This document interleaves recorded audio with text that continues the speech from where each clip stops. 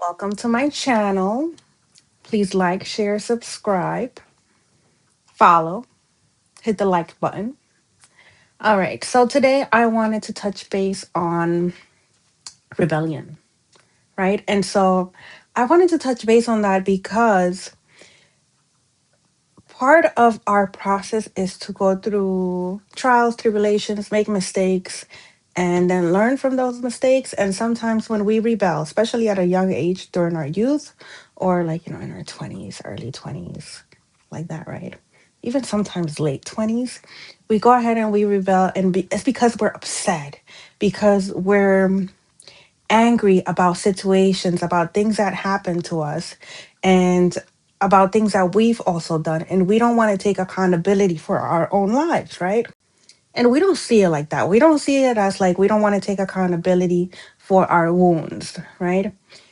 So because this is life, because this is Earth School, right?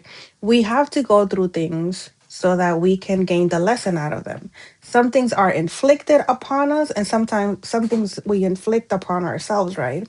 And so when it comes to rebellion, it's deeply rooted in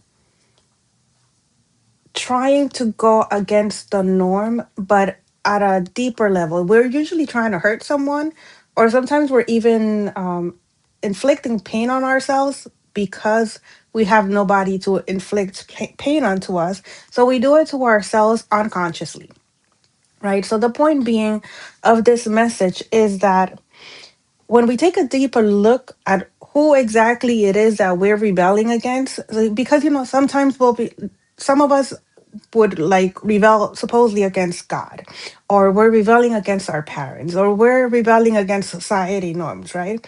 But the reality is that when we're looking at it, when we're rebelling against something that, like, let's say our parents did, right? And we're just going to create havoc for them or for ourselves, and we're just not going to care, and we're going to want to try to give up or like just to destroy everything that comes our way. And we don't, this doesn't have to just be for like people who are in their 20s or in their youth. Some people carry that longer, well into their adult lives. And this message is mostly for those people who are adults and who can identify by living in this reality now, right? Because sometimes we unconsciously are doing things, and so we create a reality for ourselves, and we're just self self-destructing without realizing. And so the message is that because we are one with Source, the Most High God, right, who lives inside of us, no matter what religion we come from or what belief systems we have, one thing that we all can agree to is that, we can communicate with the Most High God who resides within us. Even in the scriptures, it indicates that, God, the temple of God is within you, right? I believe that all religions repeat this.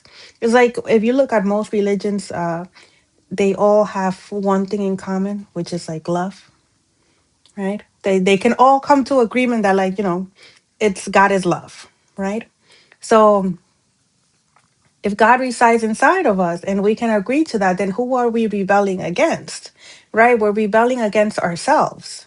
And so the only thing that we're doing by doing that is that we are uh, prolonging our ascension, prolonging the fact that we need to go ahead and take accountability for our lives, that we need to face our wounds, and that we ourselves need to do what it is that we need to do in order to heal.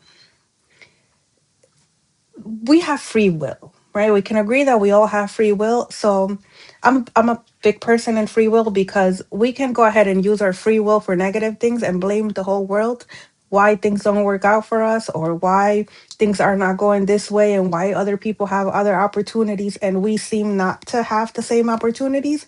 And so in reality, with our own free will, when we go ahead and rebel against ourselves, because no matter what anybody did to us or no matter what we have done, it is our responsibility to take accountability for ourselves and what we do. And there are so many things out there today that can assist us in getting the help that we need. There are so many tools that are free. There's just so many resources today out there for anybody to be blaming anybody nowadays for their chaos, for the pain that they're inflicting on themselves, no matter what was done. Literally, no matter what was done. The most horrific story, no matter what was done, we can go ahead and pick up our wounds and heal.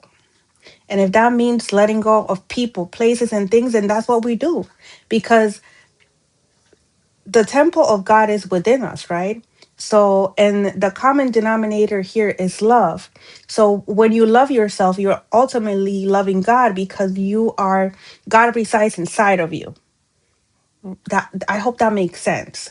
So when you do an act of kindness for yourself, you're doing an act of kindness for God. When you take care of yourself, you're taking care of God because God is within you. So it's like, I'm going to the gym, I'm taking God with me. Resides inside of me. I'm eating whatever food I'm eating, that's what I'm feeding God because God resides inside of me as well. So if you get the message, right? It's like, the kinder you are to yourself, the more that you heal, the more that you awaken the God that resides inside of you, right? And this is not about religion or belief system. It's just that God resides inside of you. So when you think that you're rebelling against something outside of yourself, you're only rebelling against yourself. And you're only pausing your progress, your movement forward, and you become stagnant, right? So the longer that we wait to go ahead and take accountability for everything that has happened until this moment, no matter what age we are, nobody's coming to save us.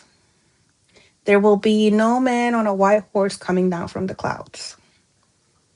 The only person that can help you, that can save you, is yourself. If you want to get out of that mental prison, you have to do the work and you have to heal.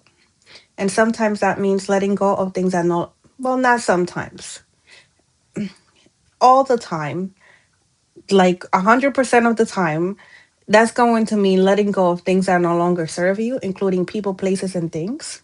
And that means detaching from the programming and taking a close look at who is inflicting certain type of chaos into your life, who's creating problems, who's no longer beneficial for yourself, for you, because you are you.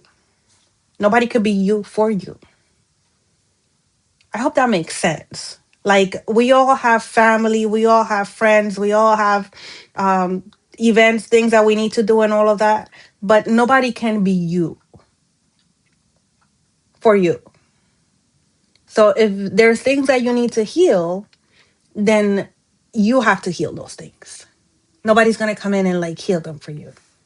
That's why it's important that we detach from the programming and that we learn who we are and we heal, because a lot of the issues that we keep creating for ourselves is due to codependency. So we find people who enable us, who go ahead and they sugarcoat our behaviors, right?